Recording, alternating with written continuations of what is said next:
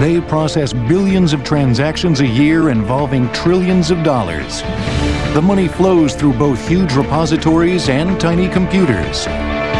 It is their job to make sure the wealth of the world is absolutely secure. Now, banks on Modern Marvels.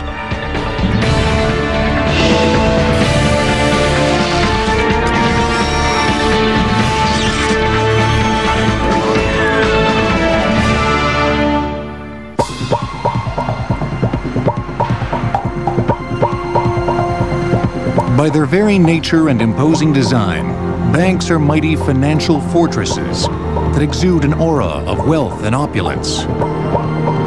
The message of architecture and bank history is a very interesting one. A bank building radiating the message of solidity, stability, trustworthiness. A bank's powerful structure offers the implicit promise that your money is safe inside these walls. Throughout history, banks have maybe given a little more attention than most businesses to their appearance. Big skyscrapers showing that there's substantial resources there are part of the mystique of banking to give people that confidence. A bank is more than a building. A bank is something very special. A bank is trust, faith that people have in the bankers, in what they do. It is that representation of trust that is at the very core of a bank's existence. Without it, a depositor loses faith, and a bank reneges on its fundamental pledge.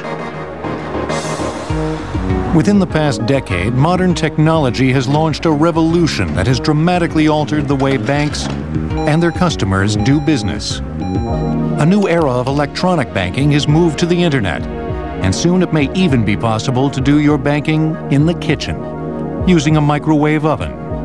We realize the internet is a powerful new tool that's going to change financial services and the way they're delivered. Today, there are less than 10 million consumers doing online banking, and that'll be over 100 million in the near future. From millionaires to average depositors, security has always been the most important thing a bank has to offer. Nowhere else is that security more apparent than inside a vault. They want to see a vault door. Little children and old men, they want to see them. Little old ladies, there's my dollar in there. At the historic J.P. Morgan building on Wall Street, this 52-ton vault protected the economic empires of America's business elite during the early part of the 20th century. The vault stood in silent defiance to anyone who would dare even think of crossing its threshold without proper authorization. Morgan's gargantuan vault was the heart of the bank itself, literally the cornerstone of its success. It's the backbone, the spine of it all. That's what people see, that's what they recognize, and that's what they feel comfortable with. They feel that the bigger their vault is, the more successful their bank is. A modern bank vault is a six-sided box constructed of different layers of various materials. The innermost layer is a thick steel lining that makes up the floor, walls, and ceiling. A concrete casing surrounds the steel cage.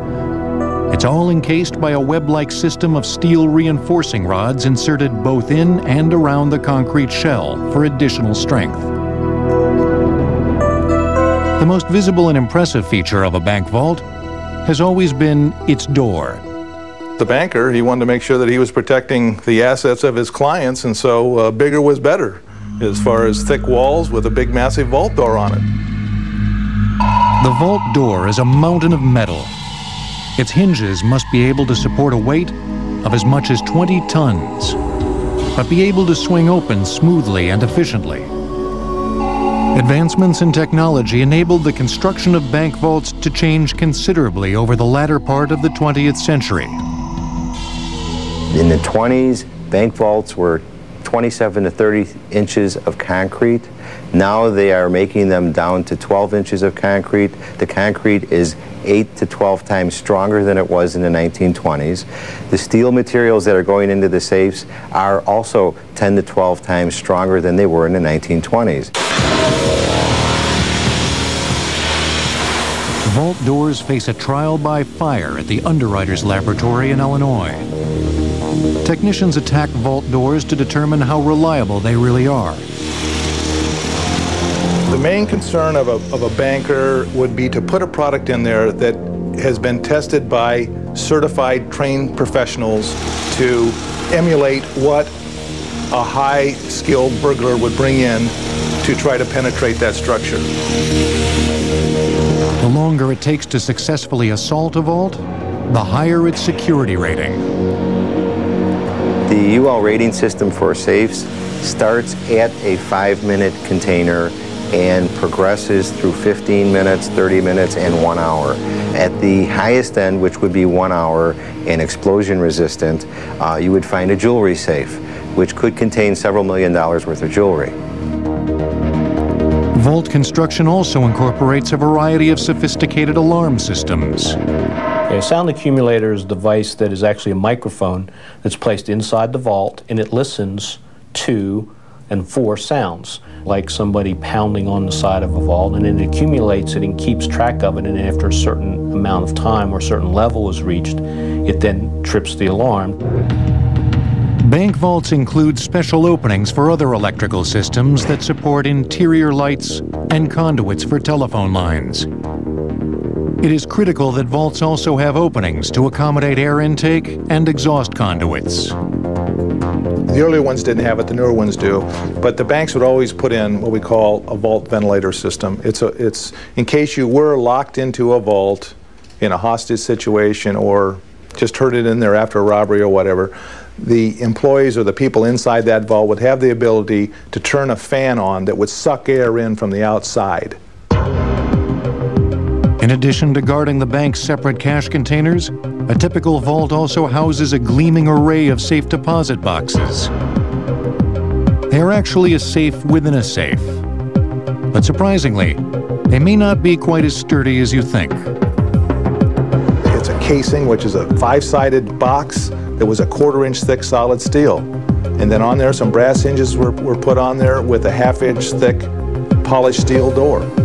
The boxes have basically gotten lighter because your casings are thinner now. Some are just hollow doors with a lock on them. The banking industry said, hey, you know, I'm spending X amount of dollars to build this massive concrete vault and putting this expensive vault door on it. Give me something that's cheaper to lock up inside of my room here. A safe deposit box has 2 keys, one for the customer, one for the bank. The box can't be opened without 2 keys at the same time. Everything in a bank for auditing purposes is under what we call dual custody, whether it be a vault door, whether it be a night depository receiving chest, a safe deposit box, a cash safe, a teller's locker. It's going to take more than one person to get access to open that door to get whatever the contents are out. Simple combination locks opened early bank vaults and safes. But this kind of lock was attractive to criminals, who could open them with relative ease. It also created the possibility that a bank manager could be kidnapped and forced to open his own vault. Time locks were developed as a way to prevent that. The first time lock in a bank vault was installed in 1874. A time clock is a timing mechanism with appropriate linkage internally that has to coordinate with the linkage on the combinations. So even though you have, say, the combination properly, if there's still time on the time clocks when you wind them, the combinations aren't going to work. As many as 4 time locks were installed on bank vaults as a fail-safe system.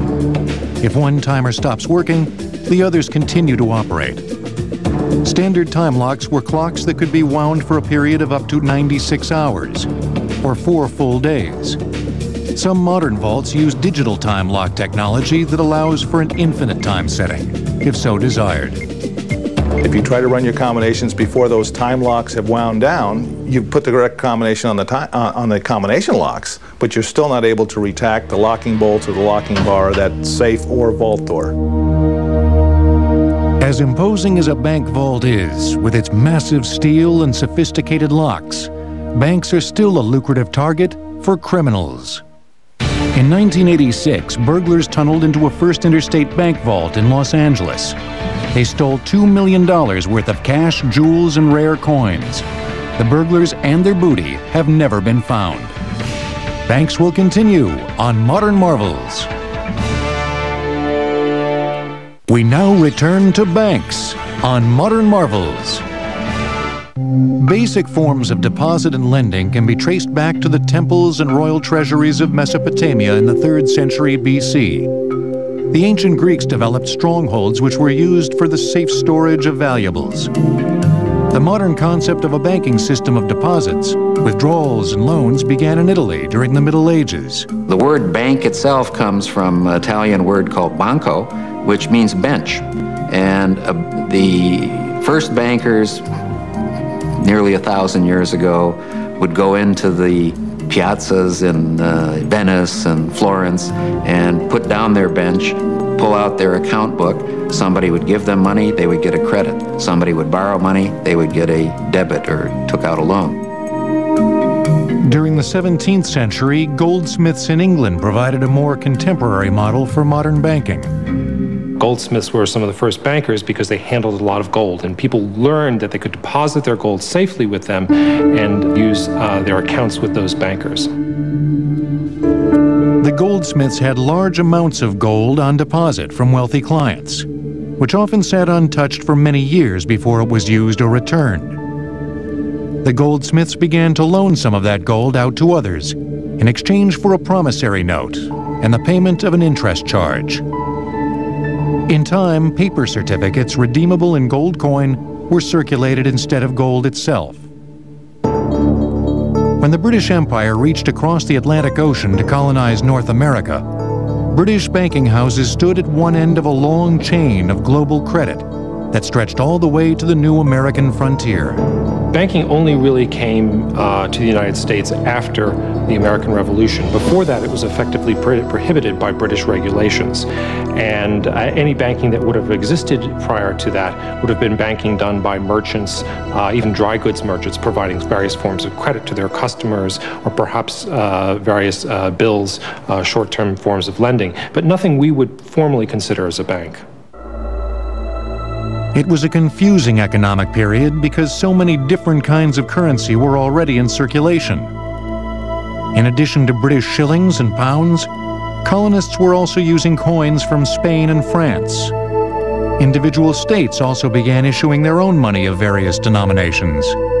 The first bank formed in the United States was formed by Congress in 1781. It didn't open until 1782. It was a part of the effort to straighten out the chaotic finances of the Revolution.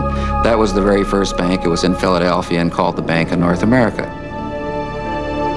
One of its main supporters was Alexander Hamilton, who would become the first Secretary of the Treasury. But Hamilton had bitter disagreements with other founding fathers over both the necessity and the legality of a federal bank. Of course, his great antagonist was Thomas Jefferson. Jefferson wanted to keep the government small. He wanted us to remain a nation of farmers. In Hamilton's view, banks were a key component of development. Jefferson's view was that, well, you know, the Constitution didn't mention banks. Maybe we didn't really need them. While the new nation and its banks began to flourish, the debate over the role of banks themselves would rage for decades. By the 1800s, there were almost 700 private banks in the United States. Early banks were not the huge institutions that one pictures today. Many banks had their origins in merchants' business, and therefore the banking business would have been done just on the floor of, say, the dry goods store. And slowly over time, the merchant might have moved into specializing in banking. Each transaction was painstakingly recorded in longhand. Each deposit, each withdrawal, every loan recorded down to the cent. In 1848, a discovery at Sutter's Mill near Sacramento, California, changed the economics of the developing nation practically overnight. The history of banking in the western United States is the history of the discovery of gold. Gold in the 19th century is the basis of the U.S. monetary system. All U.S. dollars are U.S. gold dollars in the form of gold coins. When gold is discovered, it creates the greatest migration of people in the U.S. history from one place to another. More than 200,000 people from all over the world headed to California in the 3 years following the discovery of gold. The owners of a thriving Eastern Express service company were uniquely poised to handle the increased demands on finance and transportation systems that were spurred by the rapid movement of Americans headed west. Henry Wells and William Fargo developed one of the first great business concepts in American history. The concept that Wells and Fargo developed was combining the transportation and the movement and the security of money with then banking in the form of the extension of credit. Miners needed a place to exchange their gold nuggets for currency. Banks needed a way to deal with the sudden influx of the precious metal. A miner in a gold field would bring his raw gold in the form of dust or nuggets into a Wells Fargo office. The raw gold was then typically put on a stagecoach, which then took off to meet either a railroad or a riverboat that would take it to a place like San Francisco or Carson City, Nevada, or Denver, Colorado, where it would be transformed into gold coin. Wells Fargo offices of every variety sprang up throughout the West to cash in on the new economy.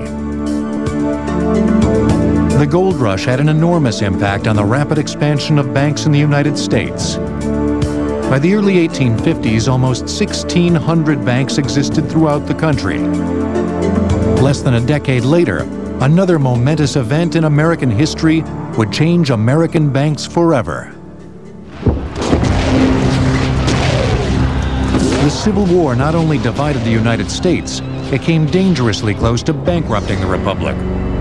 By 1860, there was still no national currency, and the Civil War made a chaotic condition even worse by creating an avalanche of competing currencies. Confederate states printed their own bills. Banks in Union states did the same. Before the Civil War, all the banks of the country issued their own banknotes. Each one issued several denominations of banknotes, a 1, a 5, a 10, a 20, maybe a 50. So take, say, 5 different denominations of notes and 1,600 banks. You had 8,000 different appearing pieces of paper, all representing United States dollars. At the end of the Civil War, the federal government mandated a single currency for the reunited nation. It enforced that order by imposing a 10% tax on earlier currency, essentially making it worth that much less. In 1866, at the end of the Civil War, the federal government passed a law saying state banks could no longer issue these notes, and so we got federally backed currency. Out west, the gold rush had ended, and a silver boom had begun in Nevada. But the entire banking structure of the western United States was about to be tested by one of the most devastating natural disasters of all time. We now return to banks on Modern Marvels. At the beginning of the 20th century, the city of San Francisco had begun to come of age. The gold rush era had given it a substantial population. By this time, Wells Fargo Bank had become deeply entrenched in the economic infrastructure. Then, everything literally changed overnight. In April 1906, a great earthquake leveled San Francisco. But the earthquake was not the worst of it. The firestorm that followed the earthquake destroyed all of the remaining infrastructure of virtually the entire city. The banks in particular were in a difficult position because their vaults were so hot as a result of the ensuing firestorm that it was days before they could enter the vaults and see whether or not, in fact, they were still in business. The president of the bank sent a famous telegram to all depositors and correspondents. Building destroyed, vaults intact, credit unaffected. Eventually, he discovered that the contents of the vault had indeed survived intact. The calamity was also a trial by fire for another San Francisco financial institution, the Bank of Italy. The actions of its founder, A.P. Giannini, following the earthquake are still the stuff of legend. After the earthquake struck, AP made his way back up to the city and found the city in ruins. And the fire was starting to spread down in the financial district. Well, he and some bank officers decided to take what they could, the gold and the cash and the books, out of the bank. And they put it in a wagon and covered it over with some orange crates to disguise it from looters, and took it down through the crowd streaming out of the city. And when he decided to take that money out of that bank, put it into that wagon, and get it out of town, he did it quickly. Many bankers wanted to stay closed for up to 6 months. They weren't sure the city was going to survive. AP said, that's wrong. He said, people need help now. If you don't start lending money, there will not be a San Francisco. He said, tomorrow morning, I'm going to put a desk out on Washington Street Wharf, and I advise all you bankers to beg, borrow, or steal a desk and follow my example. And he began making loans to rebuild the city. Giannini had originally opened the Bank of Italy in 1904. By 1918, he had expanded to 24 branches in 18 California cities. 10 years later, there were 292 branches throughout the state. The creation of a vast network of bank branches will be Giannini's legacy. He saw the potential of a thing called branch banking in America when no one had ever applied that concept before. There were banks that had small branches and they were separate offices, but what AP's vision was to create a statewide network of branches. Bankers in other cities did not exactly welcome Giannini into their territory with open arms. They saw the spread of his banking empire as a real threat. Other bankers in Los Angeles didn't want him there. The LA bankers took out ads that said, California does not need another Mussolini. That did not stop Giannini. His associates said the snub served to inspire him. He bought a little bank in Los Angeles that had been founded in 1923 called the Bank of America of Los Angeles. He held on to that name until 1930, when he changed the name of all of his banks and banking systems that he had put together by that time into Bank of America. Giannini's vision eventually grew into the largest banking firm in the United States. Giannini's revolution in banking occurred at the same time as an American social revolution that was marked by the women's suffrage movement. But years before women were finally given the right to vote, they were actively solicited by banks as important customers, and they were enticed by promises of special treatment. Banks recognized women were responsible for managing household accounts, and they set up special areas in the bank for women customers.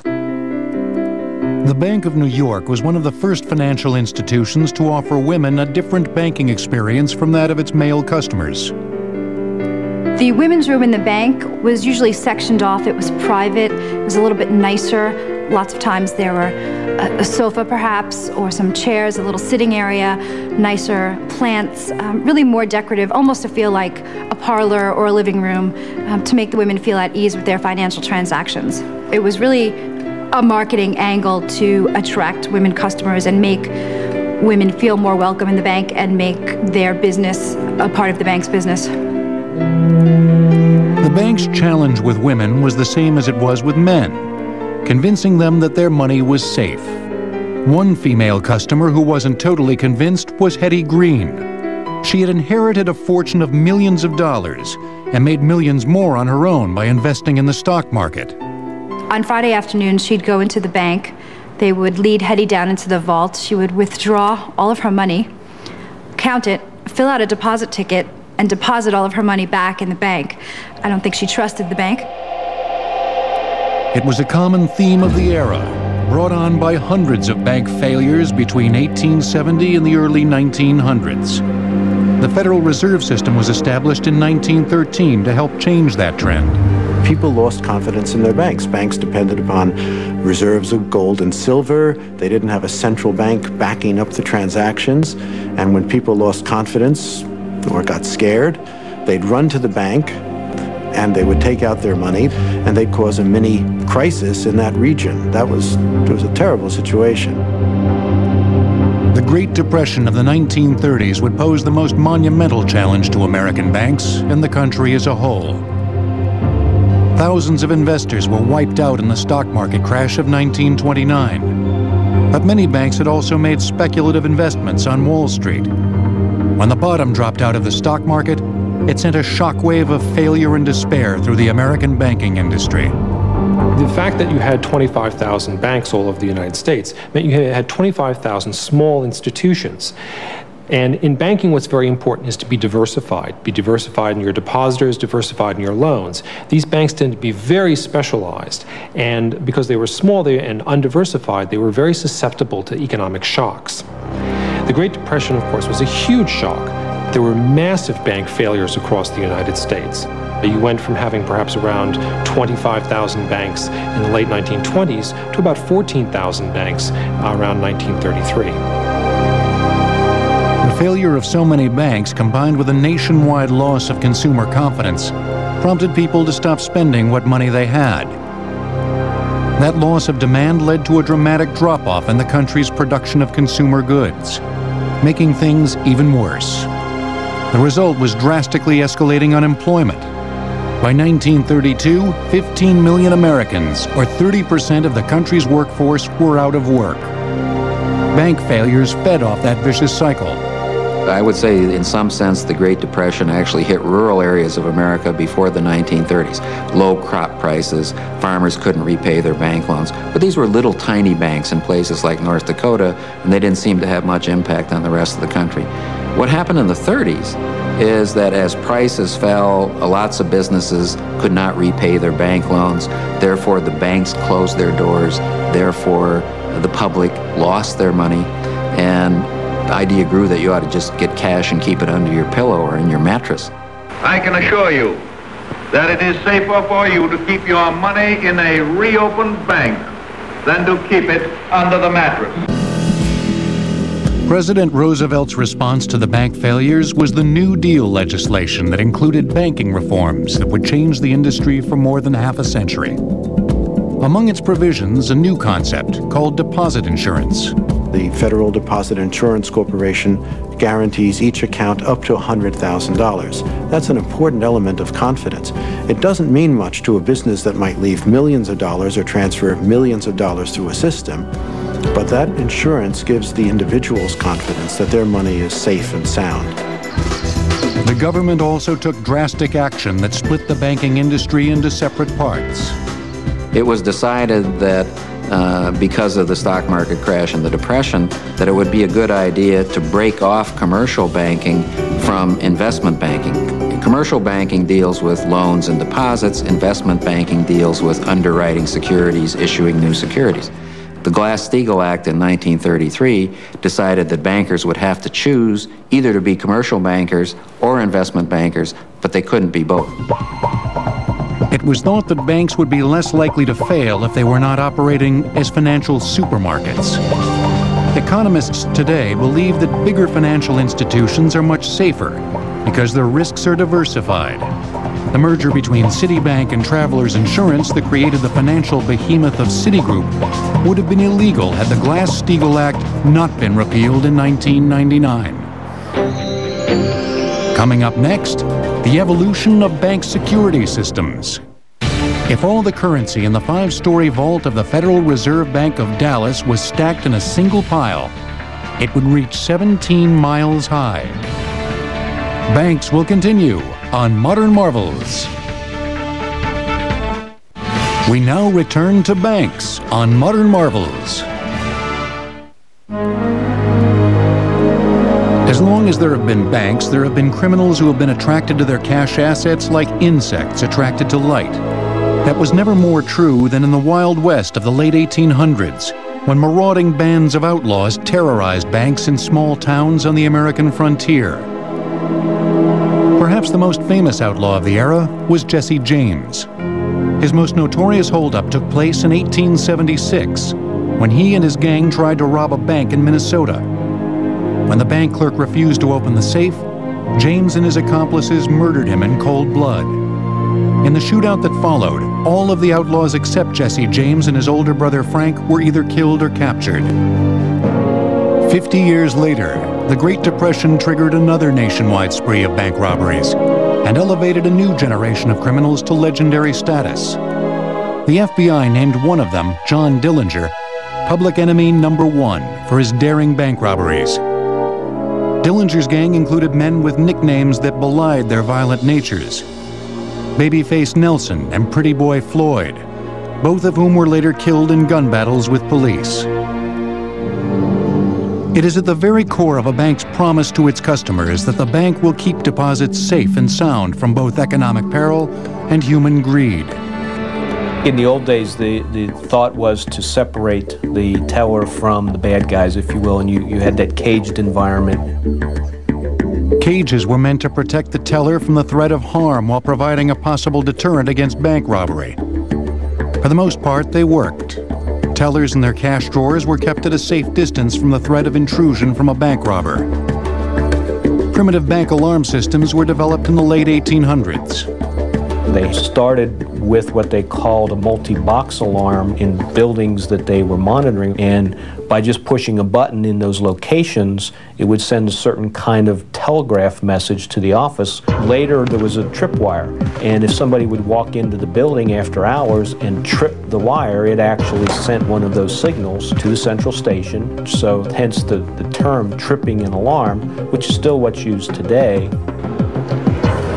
A modern bank typically is protected by a myriad of alarm systems that can be activated both manually and automatically.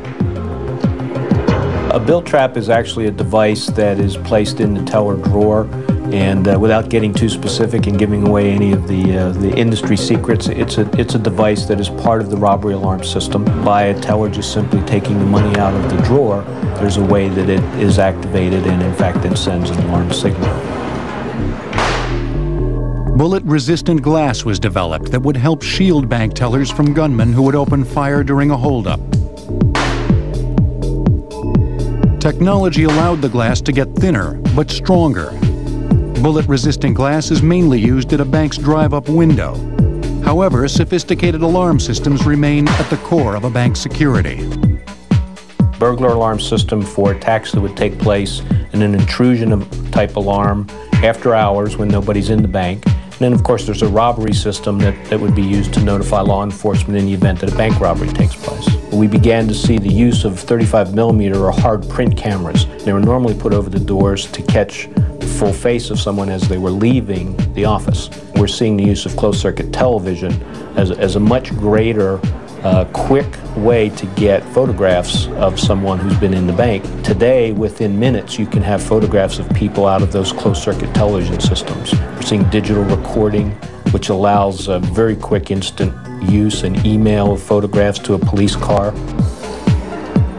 To detect bank burglaries after hours, bank lobbies are crisscrossed by a network of sensors. Infrared is a form of motion detector. Infrared measures body heat or measures the ambient heat temperature. Once an area is empty or vacant, a certain ambient temperature gets established. If a human being who has a certain body temperature walks into that, it causes a spike in that temperature and sets an alarm off. There's also ultrasound. Sound waves are actually transmitted, and it's the breaking of those waves, an intrusion into the pattern of waves that takes place that again causes an event to be reacted to.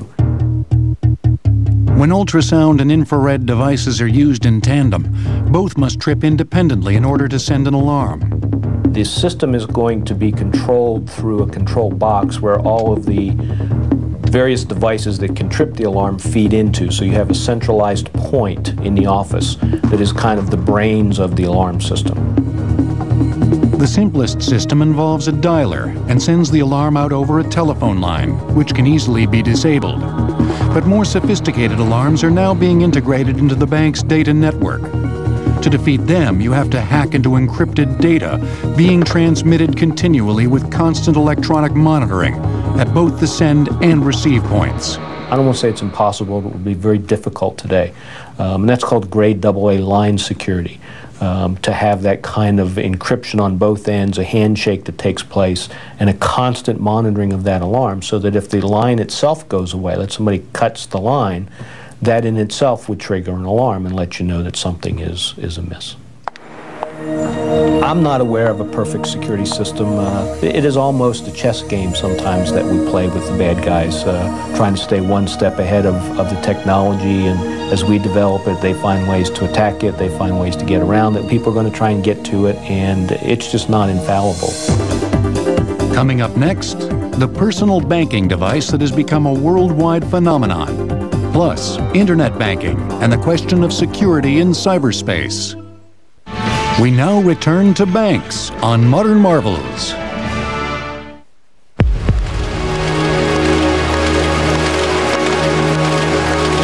It's estimated that 68 billion checks flow through the banks in the United States every year. The Bank of America's Regional Processing Center in San Francisco handles more than 4 million checks itself every day. Fundamentally have not changed check processing in 30 to 40 years. Checks are, without question, still one of the preferred methods of moving money that customers and businesses still employ. Up until 1950, checks were merely pieces of paper that banks processed by hand. That changed with the development of a revolutionary new encoding system. Strategically designed numbers were added along the bottom of checks that served to identify them to electronic readers. We refer to that as MICR. It stands for Magnetic Ink Character Recognition. It basically tells you everything about that check. It'll tell you what bank that check is drawn on. It'll tell you what Federal Reserve District that bank is in. It'll tell you the individual account number and what account it belongs to within that financial institution. In the 1950s, scientists at the Stanford Research Institute helped develop a new machine that would be able to read those ink numbers electronically. They gave their new computer a name, IRMA. Electronic recording method of accounting was revolutionary, and by virtue of getting that accepted across the United States by other banks so that they could exchange checks back and forth technologically, that just changed everything. IRMA could process more checks in one day than a bank's accounting department could handle in an entire year. Up until this point, banks had done their bookkeeping by hand. The development of mechanical accounting devices helped speed up the process and made record-keeping more practical. But it was still a laborious procedure. The technological ante was raised again by a little piece of plastic that would change everything. The banks quickly realized that the credit card was a natural for them because banks are in the business of helping us make payments and they're in the business of granting credit. The credit card does both. The basic idea of a credit card originated in the United States during the 1920s, when a few oil companies and hotel chains began issuing them to customers for purchases made at company outlets. The first national credit card plan was Bank AmeriCard, initiated in California by the Bank of America in 1959. It expanded to other states in 1966 and was renamed Visa 10 years later. The convenience of the credit card encouraged the development of another piece of plastic that acted as a key in the revolutionary new device that would change the basic concept of banking, the automated teller machine. What you're talking about is a laminated piece of cardboard with a little bit of magnetic strip on the back. If you had suggested to someone 40 years ago that that would be the primary way most people would deal with their bank, they'd have thought you're nuts. There are more than 850,000 ATMs in use around the world, and every day they dispense an estimated $2.5 billion in cash. Automated teller machines were first patented in 1968. The ATM was originally designed to deliver a predefined amount of money in a sealed envelope that came out of the device like a vending machine would deliver a soda. ATMs evolved into dispensers that would release various amounts of cash up to a preset limit and allow customers to conduct other basic banking functions. But what an ATM customer sees is only a small part of the sophisticated device. ATMs are both mechanical and electronic. ATMs have dispensers and depositories. The dispenser is roughly 2 to 3 times the size of the depository. It's really the heart of the ATM, and it takes up the most space. Typically, most ATMs have alarms which will detect an illegal opening of the door. Most of them also can detect vibration and heat. So if someone was trying to blowtorch their way in or trying to knock it off its base, those events would be detected. Most of them also have some type of surveillance. The machines also include a device called a runaway switch, which prevents the cash dispenser from sticking in the open position and shooting out $20 bills like a slot machine payoff. Banks like ATM machines because they cut personnel costs by reducing the number of tellers. ATMs also make money by generating withdrawal transactions called surcharges.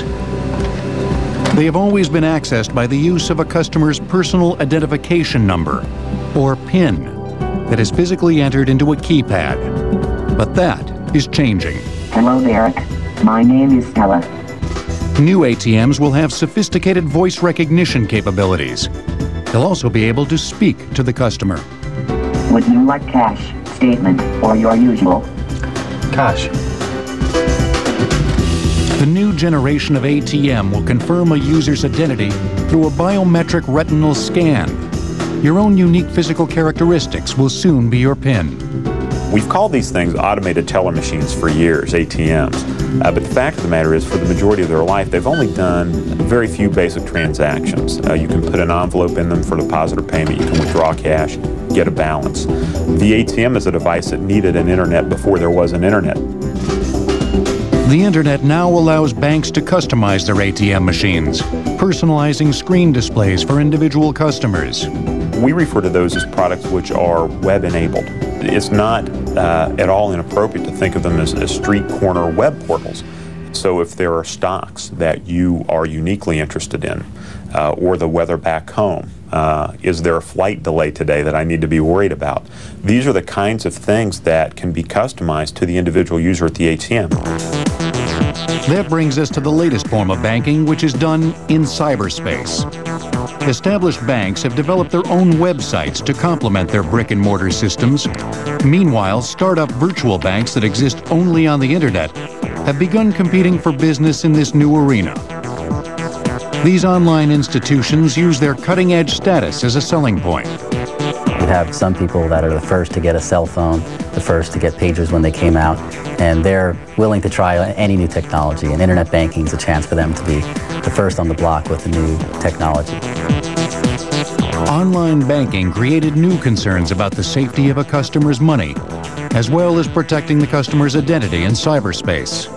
Any financial transaction has some degree of risk. The biggest concern for executives at banks is that the data about their customers is kept confidential. And there's really two parts of concern. One is privacy, and the other is security. Privacy says that no one else on the internet or anywhere else could get information about that customer.